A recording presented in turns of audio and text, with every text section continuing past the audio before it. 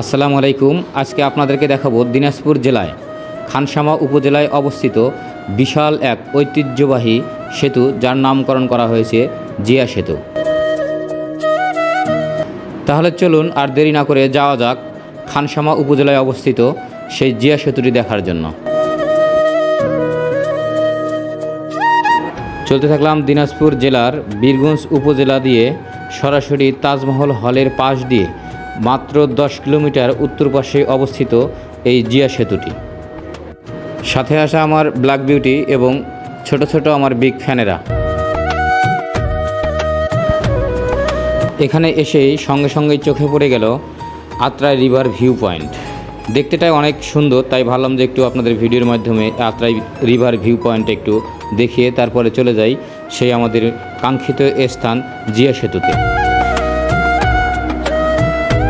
এখানে এসে সবচেয়ে ভালো লেগেছে এই যে দেখতে পাচ্ছেন আই লাভ খানসামা লেখাটি। অসাধারণ আঁকুনি দিয়ে এই আই লাভ খানসামা লেখাটি তৈরি করেছে। তাহলে চলুন আর দেরি না করে আমরা সরাসরি চলে যাই আমাদের সেই কাঙ্ক্ষিত জায়গা জিয়া সেতুতে। এই সেতুটি খানসামা এবং বীরগঞ্জ উপজেলাকে সংযুক্ত করেছে, আর এই সেতুটির নামকরণ করা হয়েছে জিয়া সেতু। এই সেতুটির দৈর্ঘ্য প্রায় 492 মিটার। এই সেতুর নিচ দিয়ে প্রবাহিত হয়েছে আত্রাই নদী। এই আত্রাই নদীর উপরেই অবস্থিত এই জিয়া সেতুটি।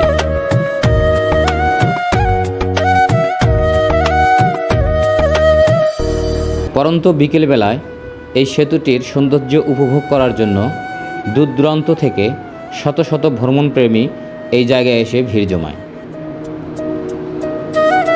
শুধু তাই না, বিভিন্ন শিক্ষা প্রতিষ্ঠান থেকেও ভ্রমণের জন্য এই সেতুটি দেখতে আসেন।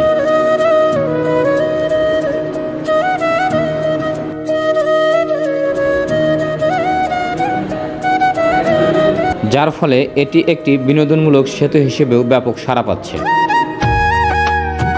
এই সেতুকে কেন্দ্র করে সেতুর আশপাশ দিয়ে বিভিন্ন রকম দোকানপাটের সৃষ্টি হয়েছে।